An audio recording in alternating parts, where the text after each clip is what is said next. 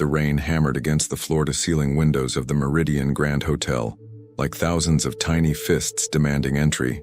Maya Torres pressed her palm against the cool marble of the reception desk, steadying herself as another wave of anxiety crashed through her chest. Day 3. She'd survived 3 days as a front desk associate at Manhattan's most exclusive hotel, where a single night in the cheapest room cost more than her monthly rent in Queens. "You're doing fine," whispered Cassandra, the night shift supervisor, as she glided past with a stack of guest folios. But her eyes told a different story. They said, "One mistake here and you're gone." Maya's fingers trembled as she adjusted her name tag for the 100th time. The brass plate felt heavy, official, terrifying. Maya Torres, guest services. She'd fought so hard for this job, beating out 200 applicants. Her mother had cried when she'd gotten the call. Her little brother had whooped so loud the neighbors complained. This job was supposed to change everything for her family.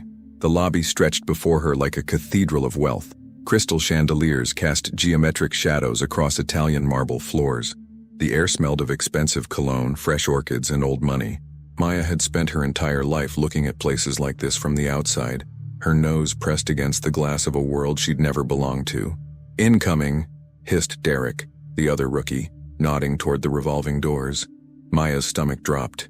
Through the rain-soaked glass she could see them. 4 black SUVs with tinted windows pulling up to the entrance in perfect formation.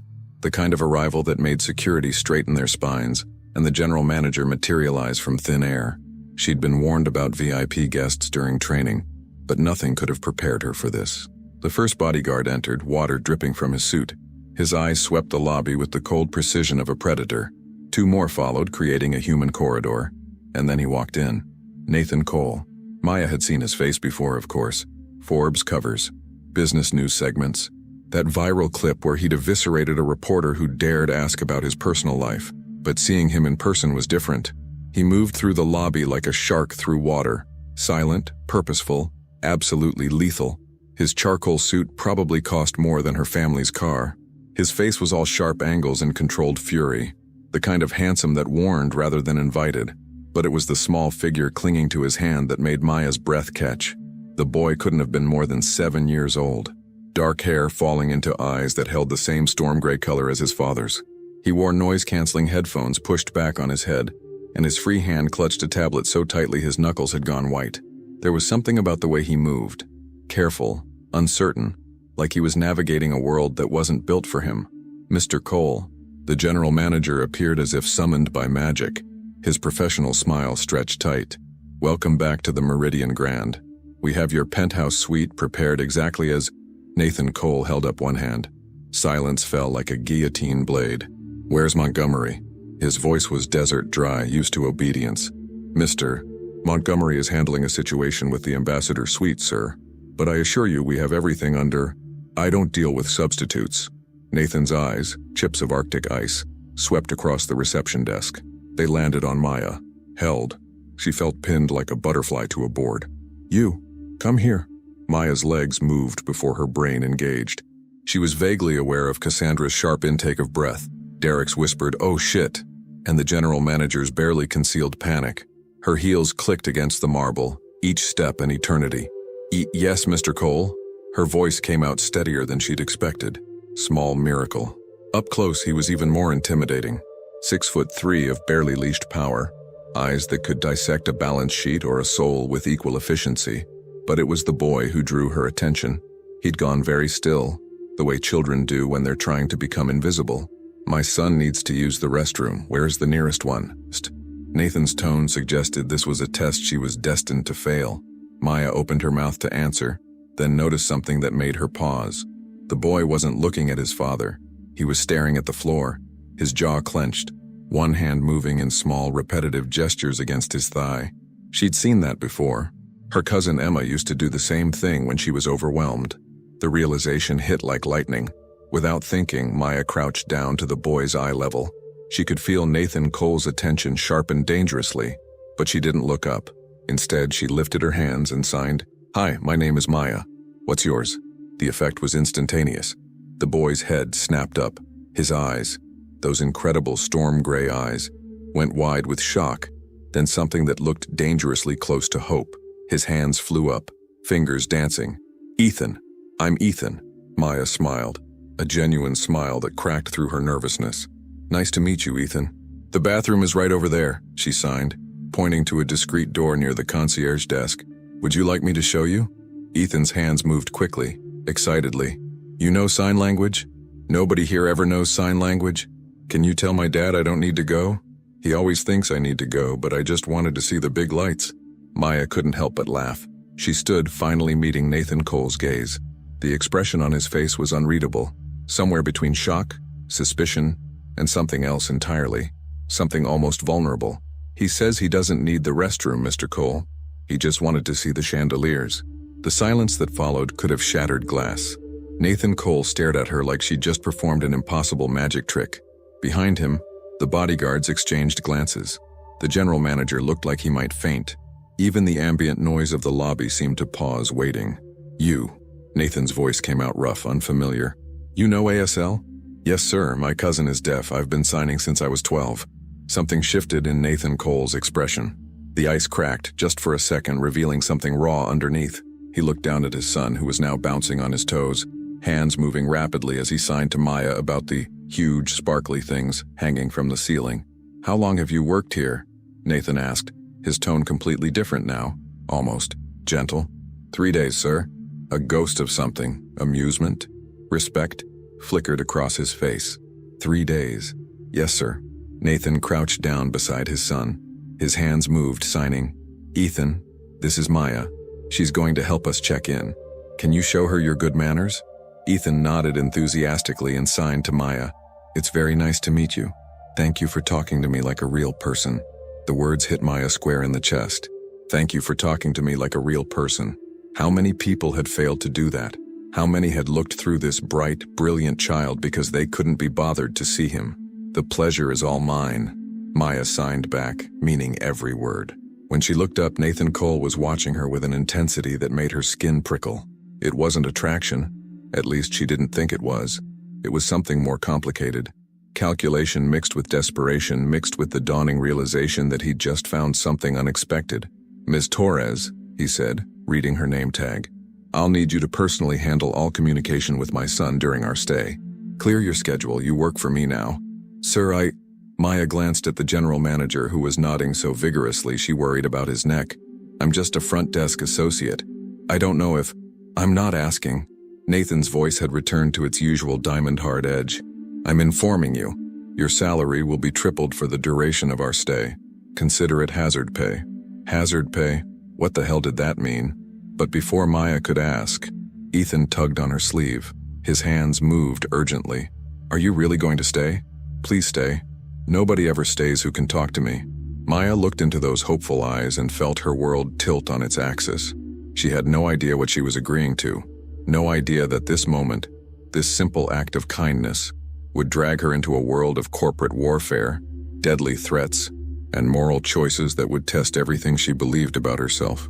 All she knew was that a little boy needed someone to see him. Okay, she heard herself say. I'll stay. Nathan Cole nodded once, sharp and final. Good. We'll discuss terms upstairs. Ethan, come. As they moved toward the elevator, Ethan looked back and signed. Thank you, Maya. You're the first nice surprise I've had in forever. Maya waved, her smile automatic. But as the elevator doors closed on Nathan Cole's inscrutable expression and Ethan's beaming face, a cold finger of premonition traced down her spine. What had she just agreed to? Across the lobby, she didn't notice the man in the expensive overcoat lower his phone, having captured the entire exchange on video. Didn't see the predatory smile that crossed his face as he texted a single message. Found the weakness. Prepare to move. The rain continued to fall against the windows, washing away any chance of retreat. Maya Torres had just become a pawn in a game she didn't know existed, and in the shadows of Manhattan's gleaming towers, something deadly had begun to move. Maya's hands wouldn't stop shaking. She sat in the employee locker room, her phone pressed to her ear, listening to her mother's excited chatter about the amazing opportunity, while her own thoughts spiraled into chaos. Through the small window, she could see the Manhattan skyline glittering against the night sky like a promise or a threat. She couldn't decide which. Mija? Triple salary? Do you know what this means for us? Her mother's voice crackled with emotion. We can finally fix the roof. Miguel can get those tutoring sessions he needs. Maya, this is a blessing. A blessing, is that what this was? Mama, I have to go, my shift isn't over. The lie tasted bitter on her tongue. Okay. But Maya, I'm so proud of you. Your father would be too. The words hit like a punch to the sternum. Her father, who'd worked himself to death in a warehouse so she could go to community college, who'd believed, right up until his last breath, that his daughter would do something extraordinary with her life. Be careful what you wish for, Papa. A sharp knock on the door made her jump. Torres, Mr. Montgomery wants you in his office now. Maya's stomach performed an Olympic-level gymnastics routine as she made her way through the hotel's labyrinthine back corridors. Edmund Montgomery's office was on the 3rd floor, tucked away where guests would never accidentally stumble upon the machinery that kept their luxury experience running smoothly. The door was already open.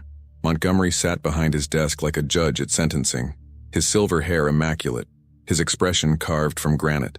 He was flanked by Cassandra and someone Maya didn't recognize, a woman in her 40s with sharp eyes and a Bluetooth earpiece that screamed, "Corporate lawyer." "Sit down, Miss Torres." "Down." Montgomery's voice could have frozen the Hudson River. Maya sat, her spine rigid, hands clasped in her lap to hide their trembling. "Do you have any idea?" Montgomery began, each word precise as a scalpel. "Who Nathan Cole is?" "A wealthy guest, sir." "A wealthy?" Montgomery's laugh was hollow. "Nathan Cole owns half of Manhattan's commercial real estate. He sits on the boards of 12 Fortune 500 companies. 3 years ago, he orchestrated a hostile takeover so brutal that 2 CEOs had nervous breakdowns. He's been called the Ice King by Forbes and the most dangerous man in New York by the Wall Street Journal." He leaned forward. "And you just made yourself indispensable to him." The woman with the Bluetooth earpiece cleared her throat. "I'm Jennifer Walsh, the hotel's legal counsel. What Mr. Montgomery is trying to explain is that you've been placed in an extremely delicate position. I spoke to his son. That's all." "That's all?" Cassandra's perfectly manicured eyebrows arched. "Maya, Nathan Cole has been a guest here 6 times in the past 2 years. Do you know how many staff members have successfully interacted with his son? 0. Do you know what happened to the bellhop who accidentally bumped into Ethan last month? He was fired within the hour. Not by us, by Cole himself. He made a single phone call and that man lost his job. Ice water flooded Maya's veins. Mr. Cole is," Jennifer chose her words carefully, "protective of his son, pathologically so. The boy's mother died in a car accident 3 years ago. Since then, Cole has built walls around that child that would make Fort Knox jealous. The fact that he's allowing you access, that he's paying for your access, means you've become a person of interest in his world. And that," Montgomery interjected, "makes you both incredibly valuable and incredibly vulnerable." Maya's mouth had gone dry. "I don't understand." The 3 of them exchanged glances laden with meaning she couldn't decipher. "Nathan Cole has enemies," Jennifer finally said. "Serious ones. People who would love nothing more than to find a weakness they could exploit. And tonight, in front of 24 witnesses, security cameras, and God knows who else, you became that weakness." The words hung in the air like a death sentence. "I didn't ask for this," Maya whispered. "No," Montgomery agreed, his expression softening fractionally. "You didn't, but here we are. Which brings us to the reason for this meeting. Mr. Cole has requested that you be assigned exclusively to his family for the duration of their stay. He's offered to compensate the hotel handsomely for the inconvenience." "How handsomely?" Maya heard herself ask. Jennifer smiled thinly. $50,000 per day, for however long they're here. The room tilted. "Jesus," Cassandra breathed. "Quite." Montgomery steepled his fingers. "Obviously, we've agreed to his terms, which means, Miss Torres, that as of this moment, your job description has changed dramatically. You'll be responsible for facilitating all communication between Mr. Cole and his son. You'll accompany them to meals, activities, and any situation where Ethan might need translation services." "I'm not a translator," Maya protested. "I'm a front desk associate." "You're whatever Nathan Cole decides you are," Montgomery said bluntly. "That's the reality of the situation. However, we're not without compassion here. Jennifer has prepared a contract for you to sign. It includes a substantial personal bonus, comprehensive liability coverage, and a confidentiality agreement that will protect you and us from any legal repercussions." Jennifer slid a thick document across the desk. The header read, "Temporary Personal Services Agreement, Confidential." Maya's hands trembled as she picked it up. The text swam before her eyes, legal jargon dense as fog, but certain phrases leaped out like sharks from murky water. Complete discretion regarding the Cole family. Acknowledge the inherent risks associated with proximity to high-profile individuals. Agree to hold harmless the Meridian Grand Hotel and its parent corporation. What kind of risks? Maya's voice came out smaller than she intended. No one answered immediately. The silence was damning. Look, Cassandra said, her usual Ice Queen demeanor cracking. I'm going to be straight with you because you seem like a good kid. Nathan Cole is in the middle of a corporate war. He's trying to acquire a pharmaceutical company called Helix Biogen. Their current CEO, Richard Vance, is fighting back hard. We're talking scorched earth tactics, private investigators, leaked financials, the whole 9 yards. Last month, someone hacked Cole's personal email server. 2 weeks ago, his attorney's office was broken into. Maya's blood turned to slush. You're saying I could be in danger? We're saying, Jennifer corrected carefully, that you should be aware of the environment you're entering. Nathan Cole can afford the best security in the world. If you're with his family, you'll be protected. But the moment you signed that name tag, you stopped being invisible. And in Cole's world, visibility can be lethal. The fluorescent lights hummed overhead. Somewhere in the building, a phone rang. Maya thought about her mother, about Miguel, about the roof that leaked every time it rained, about her father's calloused hands and his dreams for her future. How much is the personal bonus? She heard herself ask. Montgomery's expression revealed nothing. $25,000, paid regardless of how long the Coles actually stay. $25,000. That was a year of her mother's salary at the nursing home. That was Miguel's college fund. That was fixing the roof and the car and having something left over for emergencies. That was the price of her visibility. Where do I sign? The penthouse suite occupied the entire 42nd floor of the Meridian Grand. Maya stepped off the private elevator into a world that made her previous understanding of wealth seem quaint. Floor-to-ceiling windows framed Manhattan like a painting. The furniture probably cost more than her childhood home. Everything was cream and chrome and carefully calculated opulence. But it was the silence that struck her most. Absolute, suffocating silence. Nathan Cole stood by the windows, his silhouette sharp against the city lights. He'd removed his jacket, loosened his tie. Somehow that made him more intimidating, not less, like seeing the blade removed from its sheath. Mr. Cole? Maya's voice sounded too loud in the vast space. The hotel manager sent me up. He said you wanted to discuss. My son is asleep. Nathan didn't turn around. First time in 3 days he's gone to bed without a fight. Do you know why? Maya shook her head, then realized he couldn't see her. No, sir. Because for the first time in 3 years, someone saw him as a person instead of a problem to be managed. Now he turned, and the intensity in his eyes made her want to step back. Do you understand what that means to me, Miss Torres? I think so. No. The word was flat, final. You don't. You can't possibly understand what it's like to watch your child disappear into himself, because the world refuses to meet him where he is. To know that your money, your power, your entire empire is useless because you can't buy the one thing he needs. Connection. There was pain in his voice, raw and unguarded. For a moment, the mask slipped, and Maya saw something she hadn't expected. A father who was drowning and didn't know how to ask for help. Ethan is a good kid, Maya said softly. Bright, funny, sweet. Anyone who takes 5 minutes to actually communicate with him would see that. But they don't. Nathan moved to the bar, poured 2 fingers of scotch, didn't offer her one. They see the disability, the inconvenience.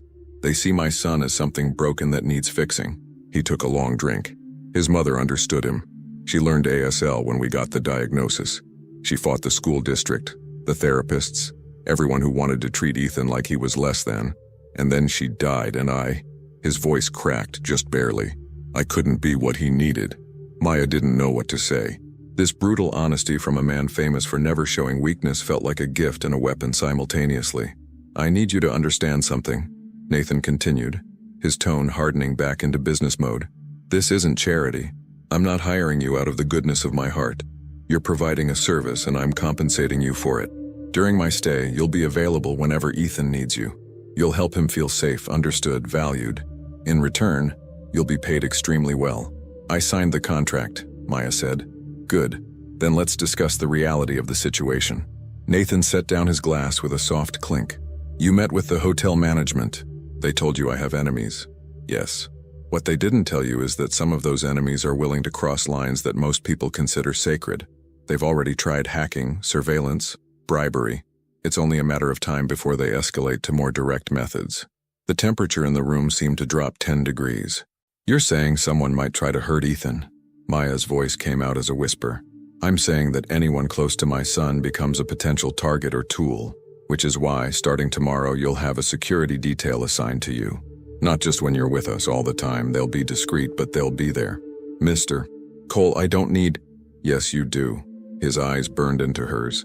"Because if something happens to you, Ethan will blame himself, and I can't let that happen. Do you understand?" Maya understood. She understood that she'd walked into something far more complex and dangerous than she'd imagined. That the money came with strings attached, strings that could strangle. But she also understood that somewhere in this palatial suite, a 7-year-old boy was sleeping peacefully for the first time in days because someone had finally seen him. "I understand," she said. Nathan studied her for a long moment, as if trying to read the truth written in her bones. Whatever he saw must have satisfied him, because he nodded once, sharp and decisive. "Good. Be here tomorrow at 9. Ethan wants to go to the Museum of Natural History. We'll need you to accompany us." "Of course, Mr. Cole." As Maya turned to leave, his voice stopped her. "Miss Torres, thank you for today, for seeing him." She looked back. In the dim light, Nathan Cole looked less like the Ice King of Manhattan and more like what he actually was. A father, desperate and afraid, doing everything in his power to protect his child. "He's easy to see," Maya said simply, "once you know how to look." The elevator doors closed and Maya sagged against the mirrored wall. Her reflection stared back. Same face, same person, but somehow fundamentally changed. She'd crossed a threshold tonight that she couldn't uncross. Her phone buzzed. A text from an unknown number. "Your first payment has been deposited. Welcome to the family." NC Maya checked her banking app. Her hands nearly dropped the phone. $25,000, plus her first week's tripled salary. The numbers were obscene, impossible, terrifying. Another buzz. This time a different unknown number. "Be careful, Maya Torres. You're swimming with sharks now." The message had no sender ID, no way to trace it. Just those words, hanging in the digital void like a prophecy. Maya deleted it with shaking fingers. But as the elevator descended through the glittering tower, carrying her back down to the world she understood, she couldn't shake the feeling that somewhere in the darkness of New York City, someone was watching, waiting, planning, and she had just painted a target on her back. The Museum of Natural History rose before them like a cathedral to curiosity, its Romanesque architecture imposing against the crisp October morning. Maya stood on the steps, watching as Nathan Cole's convoy pulled up. 3 black SUVs that screamed money and menace in equal measure. She'd barely slept, yet every time she'd closed her eyes, she'd seen that text message. "You're swimming with sharks now." She'd checked the locks on her apartment door 4 times, had jumped at every sound in the hallway. Her mother had called twice, asking why she sounded strange. Maya had lied both times. The middle SUV's door opened. Ethan burst out like a firecracker, his eyes wide with excitement. He wore a blue jacket with a dinosaur patch on the sleeve, and his hands were already moving before his feet hit the pavement. "Maya, you came. Dad said you'd be here, but I was worried you wouldn't, and then we'd have to go home because I can't do museums without someone to talk to and—" "Breathe, buddy," Maya signed back, laughing despite her exhaustion. "I promised I'd be here, didn't I?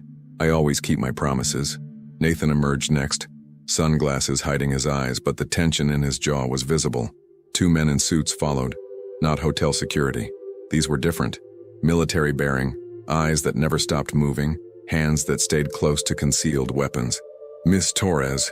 Nathan's greeting was formal, professional, as if last night's vulnerability had never happened. "I see you received the security briefing." Maya had indeed received it.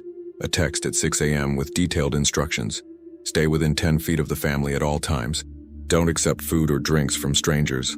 Report anything suspicious immediately. The message had been signed by someone named Marcus Reed, head of Cole Family Security. One of the suited men stepped forward, African-American, early 40s, with eyes that could spot a threat from 3 blocks away. "Miss Torres, I'm Marcus Reed. That's James Chen." He indicated the second guard, an Asian man with the build of someone who could break a person in half without breaking a sweat. "We'll be maintaining a perimeter. You won't see us most of the time, but we're always there. Is this really necessary? Maya asked, though she already knew the answer. Yes, Nathan and Marcus said simultaneously. Ethan tugged on Maya's sleeve, impatient with the adult conversation. Can we see the dinosaurs now? Please? Dad promised we could stay as long as I wanted. Of course. Lead the way. The museum was already crowded with school groups and tourists. Maya felt the weight of eyes on them. Not just random glances, but sustained attention. Nathan Cole's face wasn't famous in the celebrity sense, but in certain circles he was more recognizable than any movie star. People whispered. Phones lifted, trying to be discreet and failing. Nathan's expression darkened with each stare. His hand tightened on Ethan's shoulder, protective and possessive. Ignore them, Maya murmured. They're just curious. They're vultures. Nathan's voice was frost. Waiting for me to fail. Waiting for a scandal, a weakness, anything they can use. But Ethan was oblivious to the attention, practically vibrating with excitement as they entered the hall of Saurischian dinosaurs. The massive Tyrannosaurus Rex skeleton loomed above them, frozen in eternal predation. Look how big it is. Ethan's hands flew. Did you know T-Rex could bite through bone? And their arms were actually really strong even though they were small? Everyone thinks they were useless, but that's wrong. Maya found herself genuinely smiling for the first time since yesterday. You know a lot about dinosaurs. I read everything. Books, articles, documentaries. Dad gets me whatever I want to learn about. Ethan's expression turned thoughtful. I like facts. Facts don't change depending on who's looking at them. Facts are safe. The statement hit Maya like a punch. This 7-year-old had already learned that people were unreliable, that the world shifted beneath his feet, that only concrete knowledge could be trusted. What's he saying? Nathan asked quietly. He stood close enough that Maya could smell his cologne, something expensive and understated. He's teaching me about dinosaurs, Maya translated. He's incredibly smart, Mr. Cole. I know. There was fierce pride in those 2 words. His mother used to say he had an old soul, that he saw things the rest of us missed. A pause. She was right. They moved through the exhibit, Ethan darting from display to display with barely contained energy. Maya translated his rapid-fire questions and observations. Nathan watched them both with an expression that was hard to read, something between gratitude and grief. Can I ask you something? Maya ventured as Ethan pressed his face against the glass protecting a velociraptor skeleton. You can ask. I may not answer.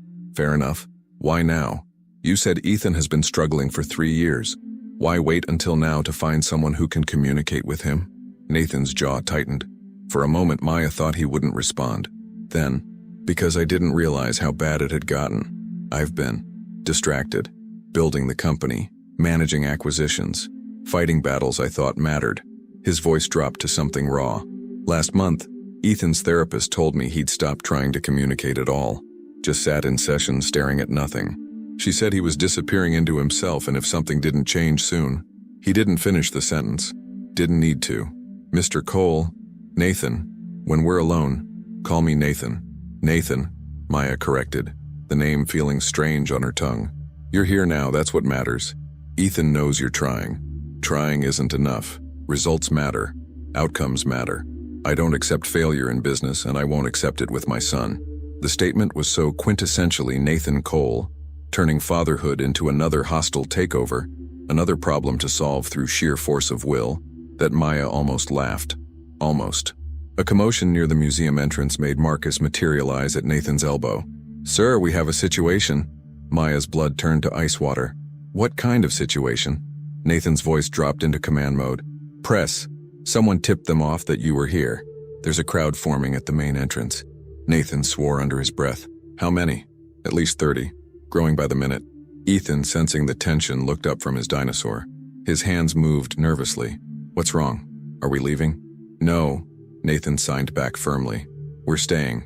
You're going to see every dinosaur in this museum like I promised, but the people, don't worry about the people. Worry about dinosaurs. But Ethan's excitement had dimmed. His shoulders hunched inward, that careful defensive posture returning.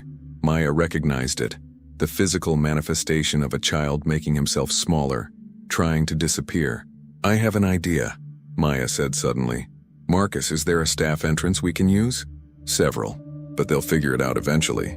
Not if we give them something else to focus on. Maya pulled out her phone. Mr. Cole, Nathan, may I borrow your credit card? Nathan's eyebrow arched.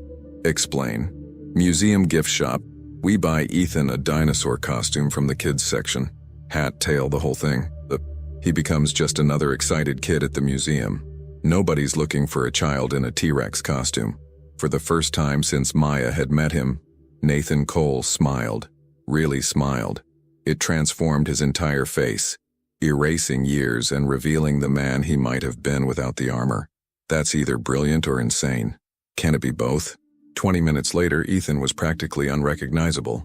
Green dinosaur hoodie with spikes down the spine, matching tail attached to his jeans, a cap with googly eyes and teeth. He looked like any other overexcited 7-year-old on a museum adventure. This is awesome, he signed, examining himself in a bathroom mirror. I'm a dinosaur. Can we keep this forever? Absolutely, Maya signed back. Every good paleontologist needs proper fieldwork attire. They exited through a staff corridor, Marcus and James flanking them while maintaining distance. The main halls were more crowded now. Word had spread that Nathan Cole was in the building and people were actively searching. But their eyes slid right past the man in the plain baseball cap holding hands with a child dressed as a dinosaur. Anonymity through absurdity. It was working. They spent 2 more hours exploring. Ethan's joy was infectious, pulling Nathan out of his perpetual tension. Maya watched father and son sign to each other about extinction events and continental drift, and something in her chest ached. This was what they could be without the pressure, the threats, the endless performance. Just a dad and his kid, learning about dinosaurs. But reality has a way of crashing back in. They were in the Hall of Ocean Life, standing beneath the massive blue whale model, when Maya felt it. The prickling sensation of being watched, not the casual curiosity they'd been deflecting all day. This was different. Focused, predatory. She turned slowly, scanning the crowd. There, by the giant squid display, a man in a dark jacket too warm for the museum's temperature. His phone was raised, but the angle was wrong for taking pictures of exhibits. He was filming them. Maya's heart kicked into overdrive. Marcus, the security chief, was already moving, having spotted the threat simultaneously. But the man saw them noticing, saw Marcus closing in, and he ran. Stay with them. Marcus barked at James, then took off in pursuit. Nathan had gone rigid, his hand clamping down on Ethan's shoulder. The boy looked up, confused, sensing the sudden tension. Dad? What's happening? Nothing. Everything's fine. But it wasn't fine. Maya could see it in Nathan's eyes. The cold calculation, the rage barely held in check. Someone had found them despite the disguise, despite the security. Someone was always watching. James's phone buzzed. He listened for 10 seconds, his expression darkening. Marcus lost him in the crowd. He had an exit strategy planned. Professional, Nathan said flatly. Yes, sir. Ethan's hands moved urgently. I want to go home. This place isn't fun anymore. The devastation on Nathan's face was painful to witness. Another normal moment destroyed. Another childhood memory poisoned by circumstances beyond anyone's control. We should leave, Maya said quietly. Before more people. No. Nathan's voice was steel. We're not letting them win. Ethan wanted to see the meteorite. We're seeing the meteorite. Nathan, if someone's targeting, they're always targeting. That's the price of who I am. His eyes blazed. But I won't let them steal this from him, not this time. So they went to see the meteorite, the massive chunk of space rock, ancient and eternal, sitting under protective glass. Ethan touched the cool surface, his expression somewhere between wonder and exhaustion. It came from space, he signed. From somewhere we can't even imagine, and it survived. All that distance, all that time, and it survived. Like you, Maya signed back without thinking. You're surviving too, even when it's hard. Ethan's eyes welled with tears. He threw his arms around Maya's waist, holding on like she was the last solid thing in a tilting world. Over his head, Maya met Nathan's gaze. The mask had cracked again, revealing something raw and desperate. Gratitude mixed with fear, mixed with a question neither of them could answer. How do we protect him from a world that wants to hurt him just to hurt me? The ride back to the hotel was silent. Ethan had fallen asleep against Maya's shoulder, exhausted from the emotional roller coaster. Nathan stared out the window, his profile carved from granite. I'm sorry, he said finally. For what? For dragging you into this. You signed up to be a translator, not a target. Maya looked down at Ethan's sleeping face, peaceful in unconsciousness. I signed up to help a kid who needed someone to see him. Everything else. She shrugged. Everything else is just details. Dangerous details. Maybe. But some things are worth the risk. Nathan turned to face her fully. Why? You've known him for 2 days. You don't owe us anything. Maya thought about her father, working himself to death for a dream. About her mother, taking double shifts so Miguel could have opportunities. About all the invisible people who sacrificed for others without question. Because nobody should have to face the world alone, she said simply. And right now, Ethan needs someone in his corner who's there just for him. Not because they're paid to be, though yes, you're paying me, but because they want to be. Because they see him. Something shifted in Nathan's expression. You're either the most genuine person I've ever met or the most talented liar. Which do you think? He studied her for a long moment. I think you're dangerous, Miss Torres. Just not in the way I'm used to. Before Maya could ask what he meant, her phone buzzed. Another unknown number. Against her better judgment, she opened the message. It was a photo, taken today at the museum. Maya and Ethan standing beneath the T-Rex, both laughing. The image was perfectly framed, professionally shot. Below it, 3 words. How touching. How vulnerable. Maya's hands went numb. She showed Nathan the screen. His face transformed into something arctic and lethal. Marcus, trace this number. Now. But Maya knew it was already too late. Whoever had sent this wasn't making mistakes. They were making statements. They were saying, we can reach you anywhere, anytime, and there's nothing you can do to stop us. As the SUV pulled up to the Meridian Grand, Maya looked at the sleeping child in her arms and the father beside her radiating barely controlled fury. She'd thought she understood what she was getting into. She'd been catastrophically wrong. The game had just begun. And Maya Torres was no longer a pawn. She was bait. Maya didn't go home that night. Nathan had been explicit. You're staying in the hotel, guest room 24th floor. Marcus will be stationed outside. Non-negotiable. She'd wanted to argue, wanted to insist she could take care of herself, that this was all overblown paranoia. But the photo on her phone, that perfect calculated shot, had stolen her courage. Someone had been close enough to count her eyelashes, close enough to hurt. So she'd called her mother with another lie, packed an overnight bag from the hotel boutique that cost more than her monthly rent, and tried to pretend this was normal. The guest room was beautiful. 17 floors below the penthouse, but still obscenely luxurious. Floor-to-ceiling windows overlooking the city. A bed that felt like sleeping on a cloud. A bathroom with heated marble floors. Maya stood at the window, watching the lights of Manhattan blur through exhaustion tears she refused to shed. Her phone rang. Miguel's name flashed on the screen. Hey, little brother. Maya, what the hell is going on? Her 15-year-old brother's voice cracked with worry. Mom says you're staying at the hotel for work, but she's lying. I can always tell when she's lying. And there's this black car that's been parked outside our building since this afternoon. Just sitting there, watching. Ice flooded Maya's veins. What kind of car? Black sedan. Tinted windows, it's creepy as hell. Maya's hands shook so badly she nearly dropped the phone. They weren't just watching her. They were watching her family. Miguel, listen to me very carefully. Lock all the doors and windows. Don't open the door for anyone you don't know. I'm going to make some calls and... Maya, you're scaring me. What did you get mixed up in? A question I should have asked myself before signing that contract. It's complicated, but I promise you're safe. Just stay inside tonight, okay? After Miguel hung up, unconvinced but obedient, Maya dialed the number Marcus had programmed into her phone. He answered on the first ring. Miss Torres, there's a car outside my family's apartment in Queens. Black sedan, tinted windows, it's been there for hours. A pause. She could hear Marcus typing. Address? She gave it. More typing. Then, I'm sending a team now. They'll maintain surveillance and ensure your family's safety. How did they find them? I never told anyone where. Your employment records, your emergency contacts, your social media. Miss Torres, people like this don't just guess. They research. They plan. His voice gentled fractionally. But so do we. Your family will be protected. You have my word. Maya wanted to believe him. Desperately wanted to believe that Nathan Cole's money and power could build walls high enough to keep the wolves at bay. But her father had believed in protection too. Labor unions, workplace safety regulations, systems that were supposed to matter. And he died anyway, crushed by machinery that hadn't been properly maintained, while the company paid a fine that amounted to pocket change. Money didn't save people. It just delayed the inevitable. A knock on her door made her jump so hard she bit her tongue. Miss Torres, it's Marcus. I have Mr. Cole with me. Maya opened the door.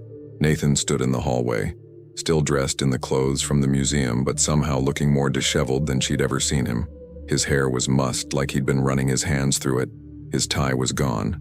The careful mask had cracked into something almost human. "Your family's secure," he said without preamble. "I have 3 of my best people watching your building." The car outside was registered to a shell company owned by Richard Vance's head of security. They're not subtle because they don't need to be. They're sending a message. "What message?" Maya's voice came out hoarse. "That they know everything about you. Where you live, who you love, what you'd sacrifice to keep them safe." Nathan's eyes burned. "They're showing me that they can hurt you, which means they can hurt Ethan. So what do we do?" Nathan walked past her into the room, Marcus following like a shadow. The security chief closed the door and positioned himself beside it, hands clasped, expression neutral, a statue with a gun. "We accelerate the timeline," Nathan said. "I was planning to stay in New York for 2 more weeks while my team finalized the Helix Biogen acquisition, but that's not an option anymore. Vance is escalating faster than anticipated, which means we have 2 choices, back down or push forward. And you don't back down," Maya said. It wasn't a question. "No, I don't." He turned to face her. "But this isn't just about me anymore. They've made you a piece on the board, which means you need to understand exactly what game we're playing." Nathan pulled out his phone, tapped the screen, and projected an image onto the wall using a device Maya hadn't noticed him carrying. The image showed a middle-aged man with silver hair, cold blue eyes, and a smile that didn't reach past his teeth. Richard Vance, CEO of Helix Biogen.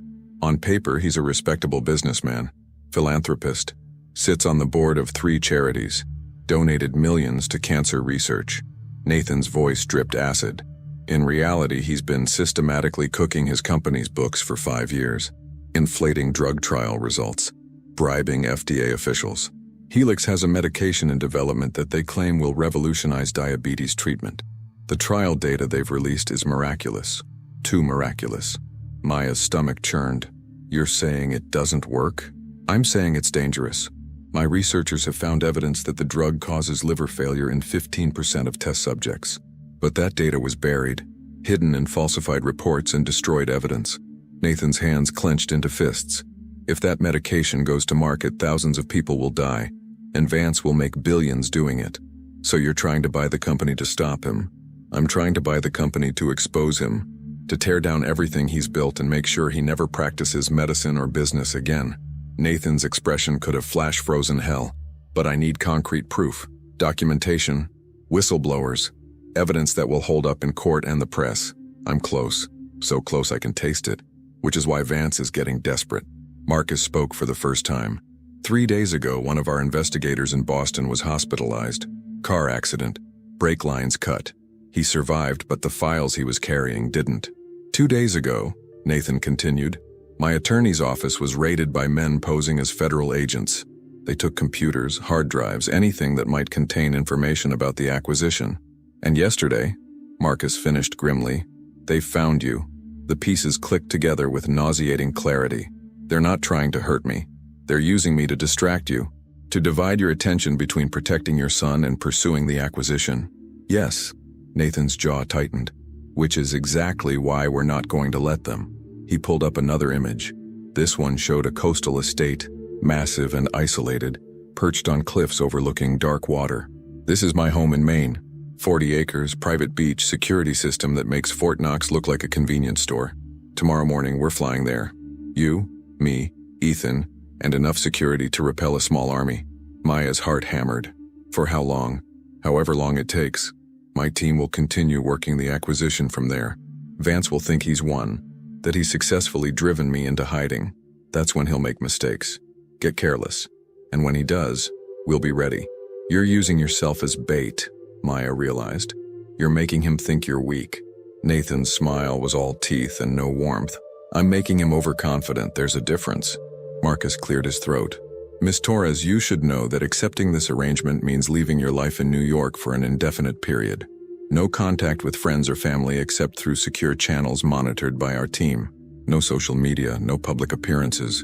You'll essentially disappear. And if I say no? The silence that followed was damning. Then we pay out your contract, provide you with security for 6 months and hope Vance loses interest before he decides you're a loose end worth cutting. Nathan's voice was brutally honest. I won't force you to come, but I won't lie to you either. You're in this now, whether either of us likes it. The safest place for you is with us. Maya thought about her mother, her brother, the life she'd built from nothing. Thought about Ethan's smile when she'd signed to him about dinosaurs. Thought about that photograph, how touching, how vulnerable, and the threat it represented. If I come to Maine, my family stays protected, round-the-clock security, best in the business. They'll be safer than the president. And when this is over, when you've destroyed Vance and taken his company, Nathan met her eyes. Then you go back to your life, with enough money that you'll never have to worry about roofs that leak or college tuition again, and a confidentiality agreement that ensures this story dies with us. It should have been a relief, a promise of safety and security, wrapped in Nathan Cole's infinite resources, but something in Maya's gut twisted. What about Ethan? She asked quietly. What happens to him when I disappear from his life? The question landed like a grenade. Nathan's expression cracked, revealing the fear he kept buried beneath layers of control and calculation. I don't know, he admitted, the words clearly costing him. He's already lost so much. His mother, his hearing, any sense of normalcy. And now he's found you, someone who sees him, understands him, losing that. He couldn't finish. So you're asking me to become part of his life, knowing I'll have to leave eventually. I'm asking you to help me keep him safe. Everything else. Nathan spread his hands. Everything else is a problem for another day. Maya looked at Marcus, whose expression remained carefully neutral. Looked at Nathan, whose desperation was finally showing through the cracks. Thought about a 7-year-old boy who'd learned too young that the world wasn't built for people like him. I need to talk to my family first. Tell them I'm safe. Of course. And I need your promise, not as a businessman, but as a father, that you'll do everything in your power to make sure they don't get hurt because of me. Nathan's voice was iron. You have my word. Anyone who touches your family answers to me personally. The way he said it, flat, final, absolutely lethal, sent chills down Maya's spine. This was the Nathan Cole that corporate rivals feared. The Ice King who destroyed careers with a phone call and companies with a signature. But he was also a father who would burn the world down to protect his son. Okay, Maya heard herself say.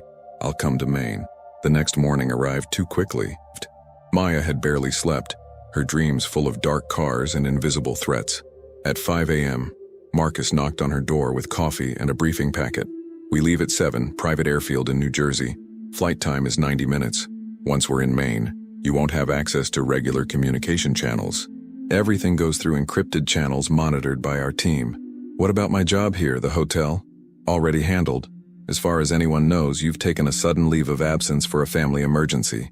Your position will be held for 60 days. Maya sipped her coffee, black, strong, probably ridiculously expensive, and tried to process the fact that her entire life had been rearranged overnight. Miss Torres, Marcus said, his tone softening fractionally. I know this is overwhelming, but Mr. Cole doesn't make promises lightly. If he says your family will be protected, they will be. I've worked for him for 8 years. I've seen him go to war for the people he values. And for reasons I don't fully understand, he values you. Because I can talk to his son. No, because you see his son as a person, not a problem. There's a difference. Marcus set down his own coffee cup.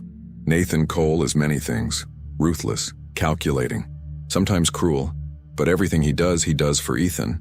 Remember that when things get complicated. How complicated are we talking? Marcus's smile was grim. You're about to find out. The private airfield was exactly what Maya expected. Sleek, expensive, the kind of place where ordinary people didn't exist. The jet waiting on the tarmac was smaller than she'd imagined, but somehow more intimidating. All black exterior, tinted windows, the Cole Industries logo subtle but unmistakable. Ethan bounced on his toes as they approached. His dinosaur backpack, a gift from yesterday, clutched in his hands. We're going on a plane, a real plane. Have you ever been on a plane, Maya? Once, when I was little, to visit my grandmother in Puerto Rico. Was it scary? Maya thought about that flight. Her father holding her hand during takeoff, her mother praying in Spanish. The wonder of seeing clouds from above. A little, but mostly amazing. Ethan grabbed her hand. Will you sit with me? Dad gets work calls sometimes and I get bored. Of course. Nathan watched the exchange with that unreadable expression. He'd been quiet all morning, constantly on his phone, orchestrating whatever chess moves he'd planned. But now he pocketed the device and crouched down to Ethan's level. His hands moved. Rules for the plane. Stay seated unless Maya or I say it's okay to move. Listen to the pilot's instructions. And no matter what happens, we stay together. Understand? Ethan's expression turned serious. Is something bad going to happen? No, but I need to know you understand the rules anyway. I understand. We stay together, like a pack. Nathan pulled his son into a brief, fierce hug. Like a pack. As they boarded, Maya felt the weight of eyes on them. Not just Marcus and his team, but others. Airport staff who watched too carefully. A man in a maintenance uniform whose body language was all wrong. A woman in a business suit talking on her phone but not actually looking at the screen. They're everywhere, she whispered to Marcus. Yes, but so are we. The jet's interior was understated luxury. Cream leather, dark wood, enough space for 8 people to work comfortably. Ethan immediately claimed a window seat, pressing his face against the glass. Maya sat beside him, her stomach churning with nerves that had nothing to do with flying. Nathan took a seat across the aisle, his laptop already open, but his eyes kept drifting to Ethan, then to Maya, calculating risks she couldn't see. The pilot's voice crackled over the intercom. Mr. Cole, we're cleared for departure. Estimated flight time is 90 minutes. Weather looks clear. As the engines roared to life and the jet began to move, Maya watched New York City fall away beneath them.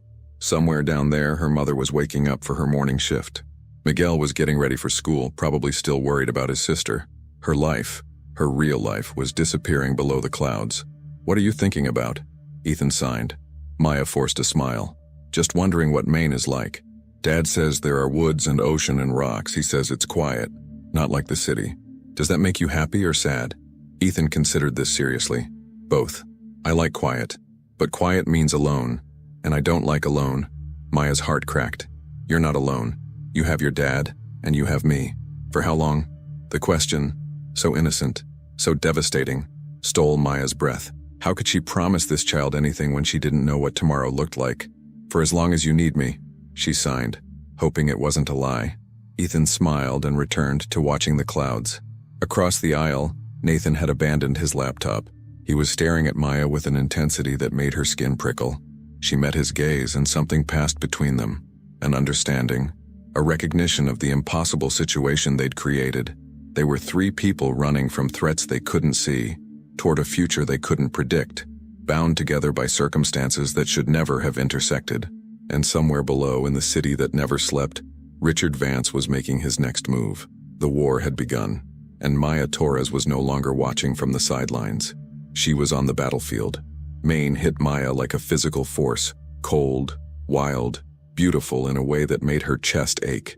The SUV convoy wound through forests so dense they blocked out the afternoon sun, down roads that seemed designed to hide rather than welcome. The Atlantic Ocean appeared in glimpses between the trees, gray and churning under October skies that promised winter. Ethan had fallen asleep against her shoulder, exhausted from the flight and the adrenaline of the past 48 hours. Maya stroked his hair absently, watching the landscape transform from civilization to something primal. We're about 10 minutes out, Marcus announced from the front passenger seat. The property is completely isolated. Nearest neighbor is 4 miles, town is 12 miles. Cell service is non-existent without satellite boosters. So we're prisoners, Maya said quietly. Nathan, seated on her other side, didn't look up from his tablet. We're protected. There's a difference. Is there? Now he did look at her, and the exhaustion in his eyes was startling. He looked like a man who hadn't truly slept in years. Yes, because prisoners don't have choices. You chose to be here. Did I? Or did circumstances choose for me? Philosophy at a time like this, Miss Torres? But there was no heat in his voice, almost amusement. When else would you have it? The corner of his mouth twitched, almost a smile. Then it was gone, and the Ice King returned. Fair point. The SUV turned onto a private road marked only by a security gate that rose from the ground like something from a science fiction film. Cameras tracked their progress. Maya counted at least 6 that she could see, and probably dozens she couldn't. Then the trees opened up, and Maya's breath caught.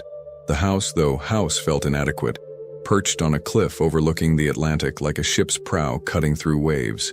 Modern architecture in glass and stone and steel, somehow both imposing and elegant. 3 stories visible, probably more hidden. Windows that reflected the sky. A structure built to withstand hurricanes and human threats in equal measure. "Welcome to Sanctuary," Nathan said, and there was something in his tone. Not pride exactly, more like relief. This was his fortress, his last line of defense. As they exited the vehicles, the wind hit Maya with salt spray and cold that cut through her inadequate New York jacket.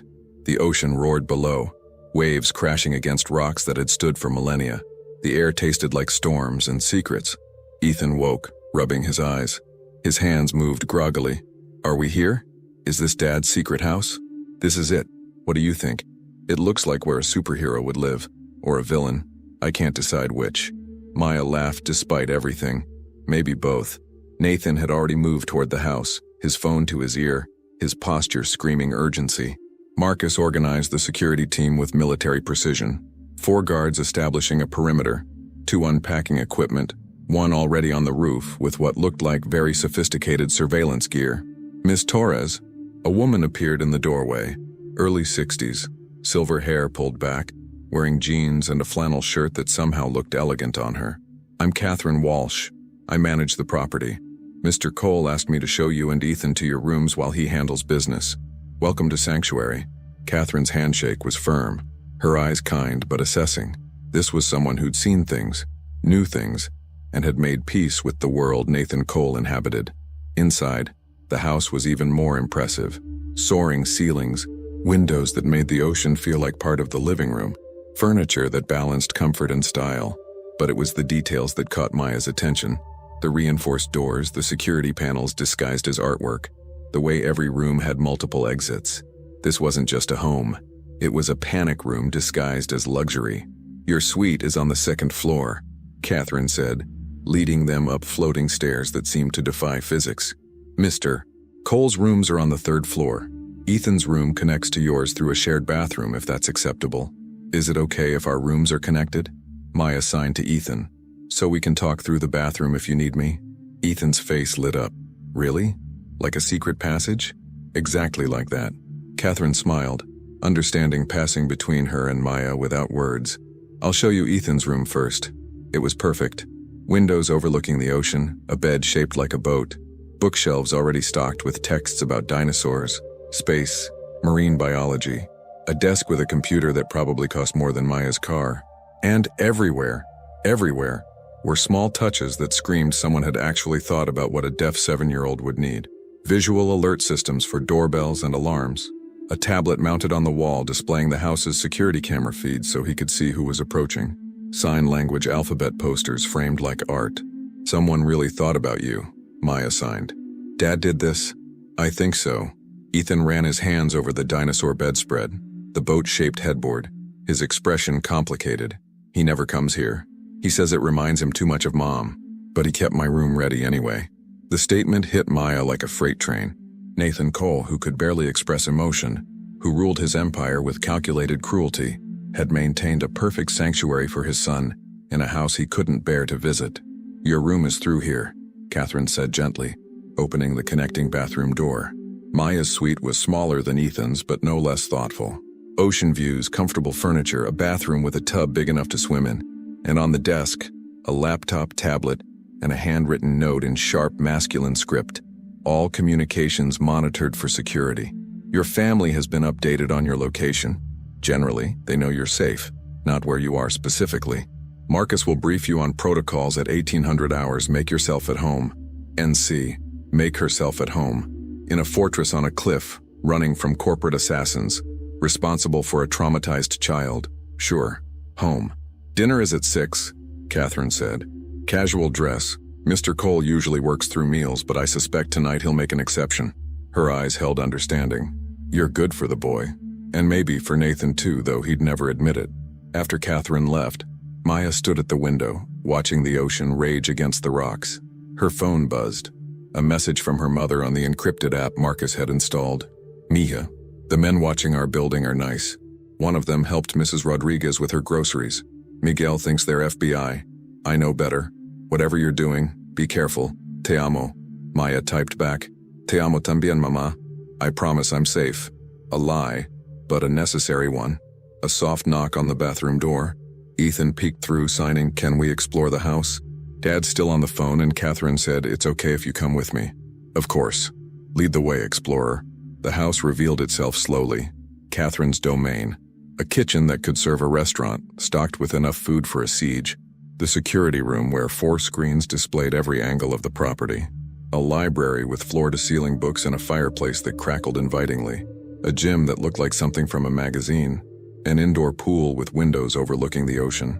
And everywhere, hidden in plain sight, the security measures. Reinforced glass. Steel shutters that could drop at the touch of a button. Safe rooms disguised as closets.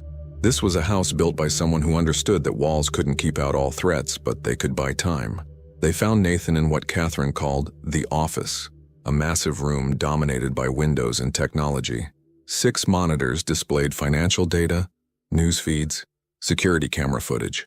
Nathan stood at the center like a general commanding his army, phone pressed to his ear, his free hand moving rapidly across a tablet. "I don't care what the board thinks," he was saying, his voice glacier cold. "Vance is hiding something in the clinical trial data from 2023. Find it. I want documentation by Friday or find new jobs. Both of you." He disconnected without waiting for a response. Noticed Maya and Ethan in the doorway. His expression softened fractionally. "Did you see your room?" He signed to Ethan. "It's perfect. Maya says you made it special for me."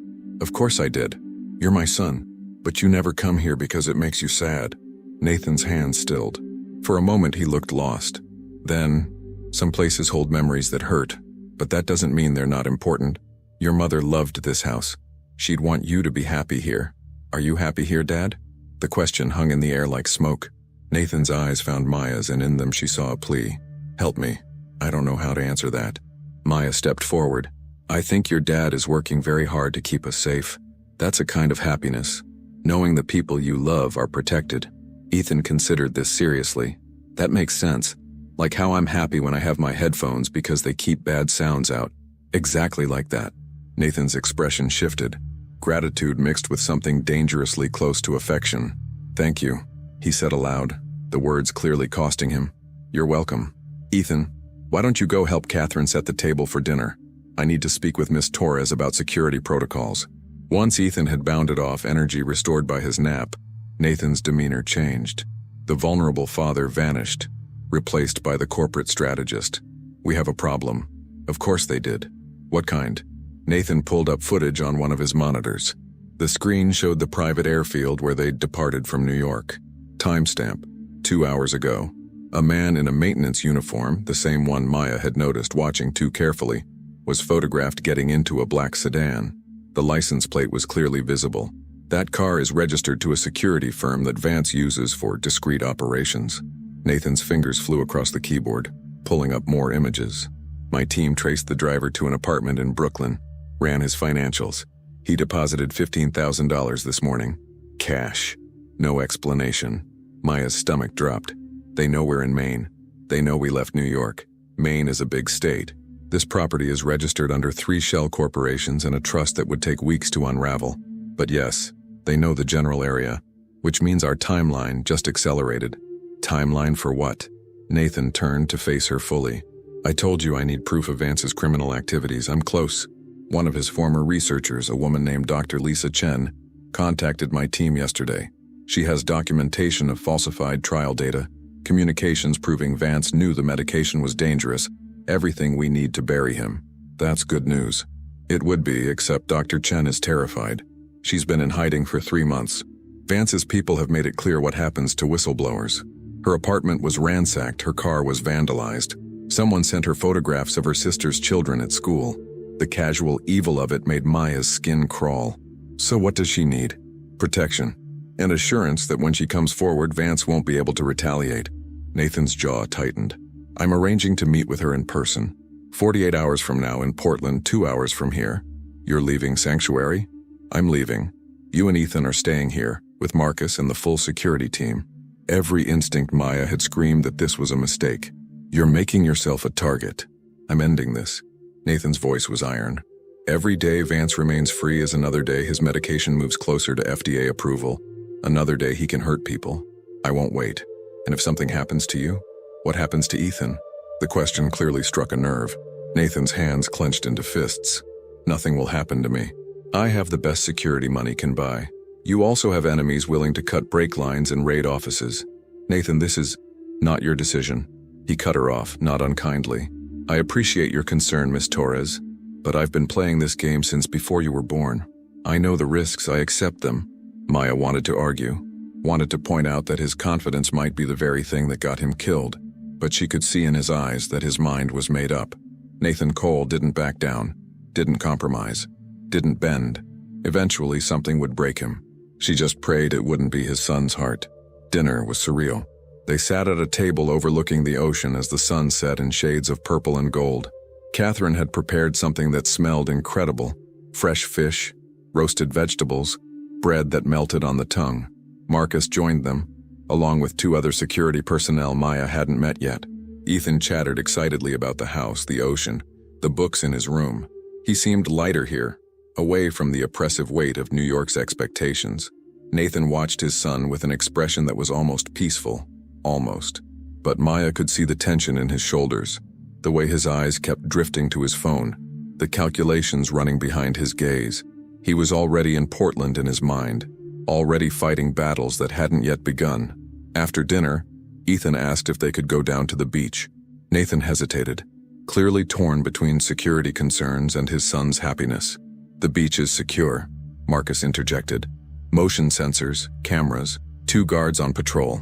If Miss Torres accompanies him, he'll be perfectly safe. Nathan's eyes met Maya's. Don't let him out of your sight. Never. The path down to the beach was steep, carved into the cliff face with careful precision. The wind was brutal, but Ethan didn't seem to notice. He ran ahead, stopping every few feet to examine rocks or shells or bits of sea glass. This is the best place ever, he signed. I wish we could stay forever. Would you miss New York? No. New York is loud and people stare and nobody understands me. Here, it's just us. He looked up at her with those storm-gray eyes. I like us. Maya's throat tightened. I like us too. They reached the beach as the last light faded. The ocean was a living thing, roaring and wild, spraying foam that glowed in the twilight. Ethan stood at the edge, letting the waves chase his feet, laughing silently at the game. Maya watched him and thought about her father, about sacrifice and choice, about how sometimes doing the right thing meant accepting risks you couldn't calculate. Her phone buzzed. Unknown number. Her blood froze. She opened the message. It was a video, 10 seconds long, shot from a distance using a telephoto lens. It showed this beach, this moment. Ethan playing at the water's edge, Maya standing guard. The timestamp, 30 seconds ago. Below the video, 3 words. Nowhere is safe. Maya's scream died in her throat. She grabbed Ethan, pulling him back from the water, her eyes scanning the cliffs above. Where were they? How close? Marcus! Her voice tore from her chest. We're compromised. Floodlights exploded across the beach, turning night into day. Guards materialized from nowhere, weapons drawn. Marcus was suddenly beside her, his body a shield between the children and whatever threat lurked in the shadows. Nathan came running down the path, his expression thunderous. He saw Maya's phone, watched the video, and his face transformed into something arctic and deadly. Everyone inside. Now. As they rushed back up the cliff path, Ethan clutching Maya's hand, his earlier joy replaced by fear. Maya understood with terrible clarity.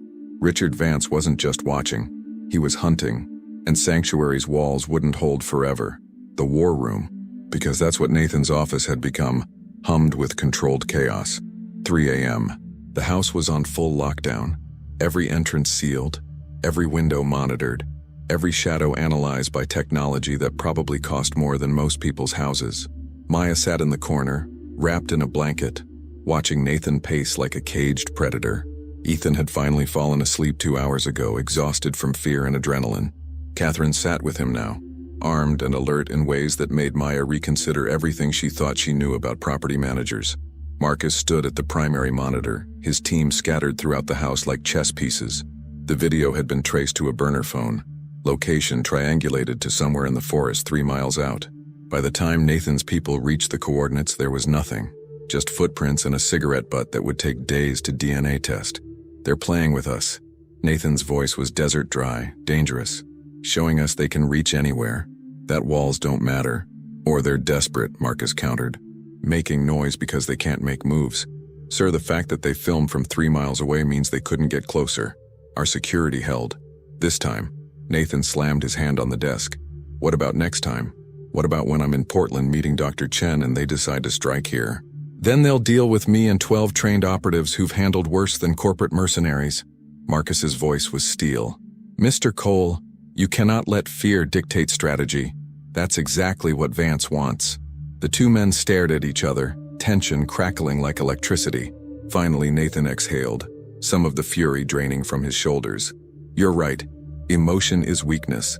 I taught you that. You did. Now practice what you preach. Nathan's laugh was hollow. He turned to Maya. You've been quiet. I've been thinking. About? Maya stood, letting the blanket fall. About the fact that we're all reacting exactly how Vance wants us to. Scared, defensive, cornered. She moved to the monitors, studying the security feeds. You said he's making noise because he can't make moves. What if we make him move? Nathan's eyes sharpened. Explain. You're planning to meet Dr. Chen in Portland. Vance knows you'll eventually make contact with her. She's the biggest threat to him. So he's waiting for you to expose yourself. What if we give him what he wants, but on our terms? Marcus stepped closer, intrigued. You're suggesting a trap. I'm suggesting we stop playing defense. You have resources, security, the element of surprise. Use them. Maya's heart hammered, but her voice stayed steady. Set up the meeting with Dr. Chen. Make it public enough that Vance hears about it. Let him think you're vulnerable. And when he strikes, we end him. Nathan finished, his expression transforming. This was the strategist, the corporate warrior who'd built an empire through calculated risks. It's dangerous. Everything about this is dangerous. At least this way we control the variables. Silence fell as Nathan processed the proposal. Maya could see the wheels turning, weighing outcomes, calculating odds. This was the Nathan Cole who destroyed companies and built fortunes. Cold, precise, absolutely lethal when necessary. Marcus, what would you need to make this work? The security chief didn't hesitate. 4 days to set up. I want the meeting location scouted, secured, and monitored. Multiple teams in position. Counter-surveillance to track anyone watching us. And fail-safes if things go sideways. You'll have 3 days. This ends by the weekend. Nathan's jaw set. But Miss Torres is right about one thing. We stop reacting and start dictating terms. I want Vance so focused on me that he forgets about everything else. Sir, if I may, Marcus's tone held warning. Making yourself bait is exactly what we've been trying to avoid. Then we'll make sure the bait has very sharp teeth. Nathan pulled out his phone, fingers flying across the screen. I'm moving up the Dr. Chen meeting to Friday, 2 p.m., Portland waterfront. Public location. Plenty of witnesses, but isolated enough for privacy. We'll leak the information through channels we know Vance monitors. That's in 48 hours, Maya protested. You said you needed 4 days. Plans change. Vance just showed us he's willing to surveil us directly. That means he's getting desperate or reckless. Either way, we need to move before he escalates beyond surveillance. Nathan's eyes burned. I'm ending this. Now. The pronouncement hung in the air like a death sentence. The next 2 days were a masterclass in controlled paranoia. The house became a fortress within a fortress.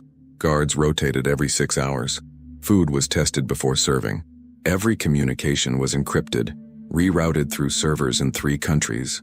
Ethan, sensing the tension despite efforts to shield him, had withdrawn into himself. He stopped signing as much, stopped asking questions, just sat in his room, reading books about places far away where 7-year-olds didn't have to know the word surveillance. Maya spent every moment she could with him, trying to create normalcy in an abnormal situation. They built elaborate Lego structures, watched documentaries about deep-sea creatures, walked the beach under the watchful eyes of armed guards, playing games that had nothing to do with the war being waged around them. But at night, alone in her room, Maya's phone burned with messages she couldn't answer. Her mother worried. Miguel demanding explanations. Friends wondering where she'd disappeared to. Her entire life on pause while she lived in a bubble of wealth and danger that felt increasingly surreal. Thursday night, Nathan called her to his office. He looked haggard. Hadn't shaved in 2 days. Hadn't changed his shirt since yesterday. The Ice King melting under pressure he couldn't freeze. Sit. It wasn't a request. Maya sat. Nathan poured 2 glasses of scotch, slid one across the desk. You don't have to drink it, but I need to. Bad news? Complicated news. He took a long swallow. Dr. Chen confirmed the meeting. Friday, 2 p.m., Pier 7. She's bringing documentation that will destroy Vance's entire operation. Falsified trial data, bribed officials, Communications proving he knew people would die. It's everything we need. That's good, isn't it? It would be, except my team intercepted chatter suggesting Vance knows about the meeting. Not the specifics, location, time, but that it's happening, which means he'll be watching, waiting for an opportunity. Maya's stomach clenched. So it's working. He's taking the bait. Yes. Which brings me to why you're here. Nathan set down his glass, his gaze intense. I need to know you'll protect Ethan if something happens to me. Nathan, let me finish. His voice cracked just slightly. I've made provisions. Legal guardianship would go to my sister in California. She's good, stable, loves Ethan, but she doesn't sign. She doesn't understand him the way you do. I've set up a trust that would ensure you could stay in his life as long as he needs you. Salary, benefits, everything. You're talking like you're not coming back. I'm talking like a father who understands risk management. Nathan's hands trembled as he reached for his glass. I've spent 3 years trying to give Ethan everything, security, education, opportunity, but I couldn't give him connection. Not until you. And if tomorrow goes wrong, I need to know that someone sees him, really sees him. Tears burned Maya's eyes. Nothing's going to happen to you. You have Marcus security plans within plans. Plans fail. People fail. I've built an empire on understanding that certainty is an illusion. Nathan's voice dropped to something raw. My wife died because a drunk driver ran a red light. No amount of money or planning could stop it. All I could do was try to protect what she left behind. And I'm asking you to do the same. Maya reached across the desk, took his hand. The gesture shocked them both. This crossing of boundaries, this moment of human contact between two people who'd been orbiting catastrophe together. I promise, she said, if something happens, I'll make sure Ethan knows he's loved, that he's seen, that he matters. Nathan's grip tightened. Thank you. They sat like that for a long moment, two people holding on against the storm. Then Nathan pulled away, the mask sliding back into place.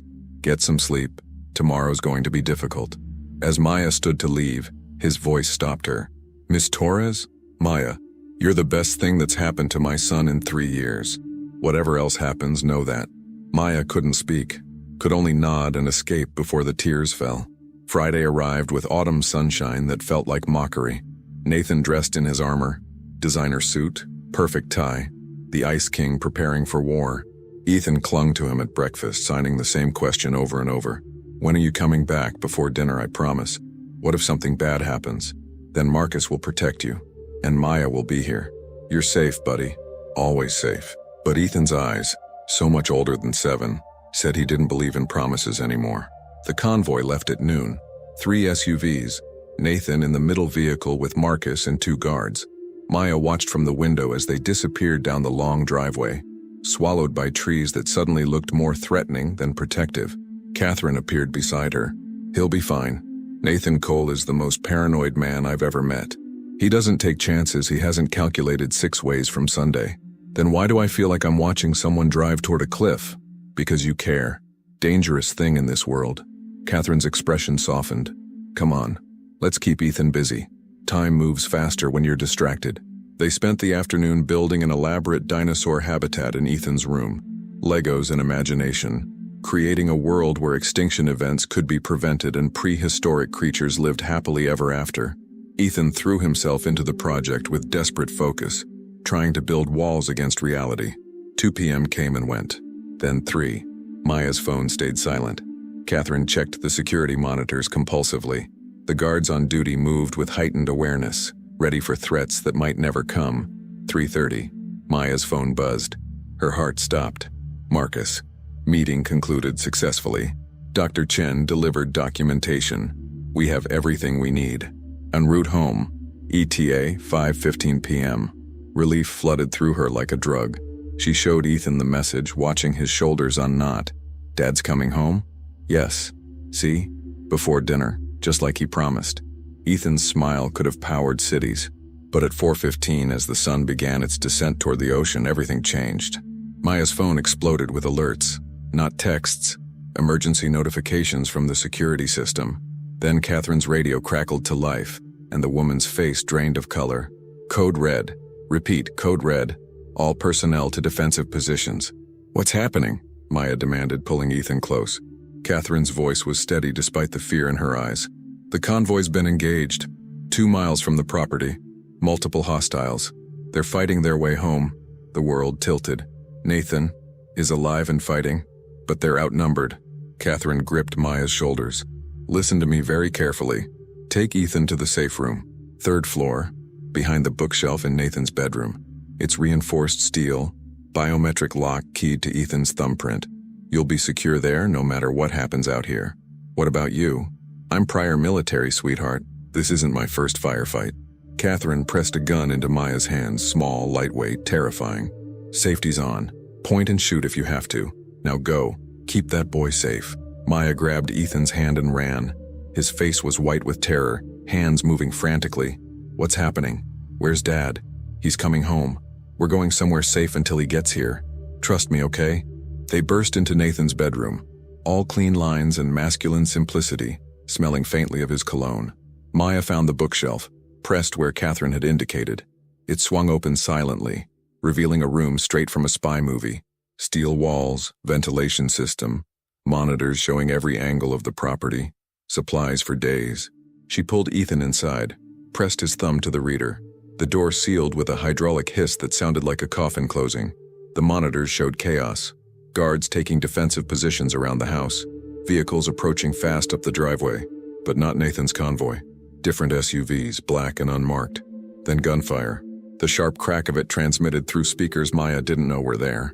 Ethan clapped his hands over his ears even though he couldn't hear it, the vibrations traveling through his bones. Maya held him, whispering promises she couldn't keep, watching the monitors as Nathan's sanctuary became a battlefield. One of the attacking vehicles exploded. Marcus's people defending their position. Bodies fell. Maya couldn't tell if they were guards or attackers.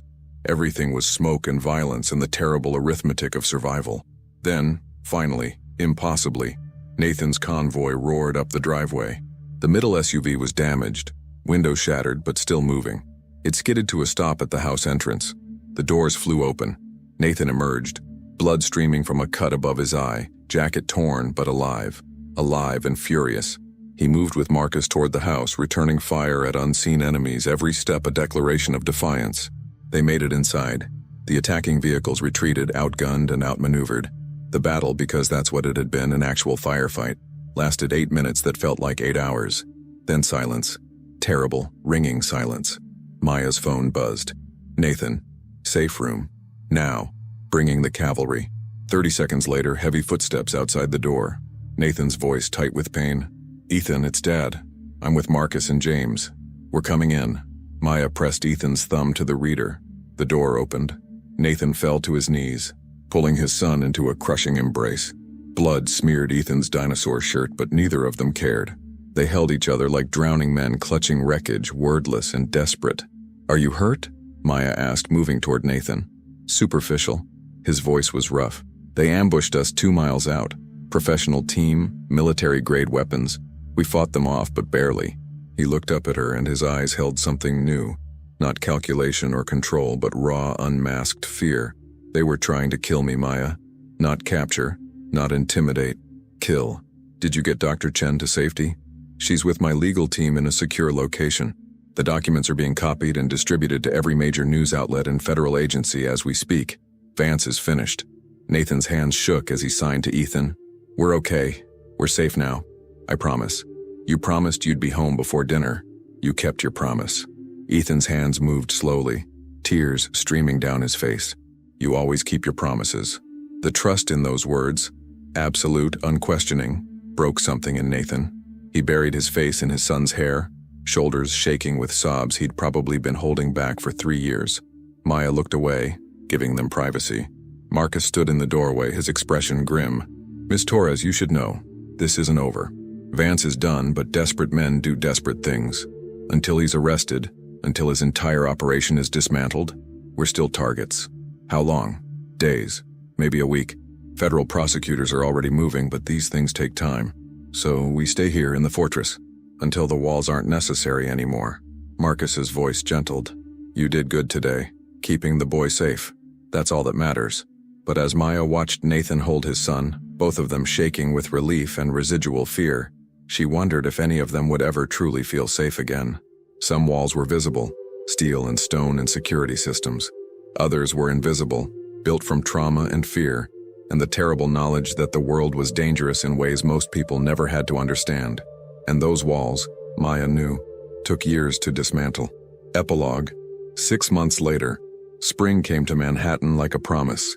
Maya stood in the Meridian Grand's lobby, watching tourists and business people flow past, and marveled at how normal everything seemed. Richard Vance had been arrested 3 days after the attack in Maine. Federal charges: fraud, conspiracy, attempted murder. His trial was set for fall, and Nathan's documentation ensured he'd spend decades in prison. Helix Biogen had been dismantled, its dangerous medication permanently shelved. Lives saved through corporate warfare. Nathan had returned to New York a hero, the whistleblower who'd risked everything to expose corruption. The Ice King, melted just enough to be human. His company had absorbed Helix's legitimate operations, creating thousands of jobs and millions in charitable contributions to medical research. And Maya had made a choice. She'd returned to the Meridian Grand after Thanksgiving, resumed her position at the front desk. But things were different now. She had money in the bank, enough that she'd bought her mother a new house, paid for Miguel's private school, and still had plenty left over. Nathan's gratitude payment, he'd called it, enough to change her life if she wanted. But more importantly, she had Ethan. 3 times a week she went to Nathan's penthouse. Not the one at the hotel, but his actual home, a brownstone in the Upper East Side that felt more lived in than luxurious. She helped Ethan with homework, taught him new signs, listened to his endless facts about whatever had captured his imagination that week. Nathan was there too, more present than before. He'd stepped back from day-to-day operations, hired people he trusted, learned that delegating wasn't weakness. He was learning to be a father instead of a fortress. And sometimes when Ethan was asleep and the night was quiet, Nathan and Maya would sit in his kitchen, drinking coffee and talking about nothing and everything. 2 people who'd survived something impossible together, trying to figure out what normal looked like. "Miss Torres?" Maya turned. A young couple approached the desk, looking lost and hopeful. "We're checking in. Reservation under Morrison?" Maya smiled and pulled up their information. "Welcome to the Meridian Grand. I see you're celebrating your anniversary," as she helped them, answering questions, making recommendations, doing the job she'd fought so hard to get. Her phone buzzed. "Ethan, can we go to the Museum of Natural History tomorrow? They have a new dinosaur exhibit." Maya: "Absolutely. I'll pick you up at 10. Nathan, thank you. For everything. Always." 3 simple words that meant complicated things. Maya pocketed her phone and returned to work. She'd been given a choice 6 months ago: stay invisible and safe, or step into the light and risk everything. She'd chosen visibility, chosen connection, chosen to see and be seen despite the danger. And somehow, impossibly, she'd survived. Some stories end with walls coming down. This one ended with the realization that the right walls, built from trust and love and fierce protection, were exactly what kept people whole. Maya Torres had found her place in the world, right in the space between ordinary and extraordinary, where miracles happened when you bothered to look.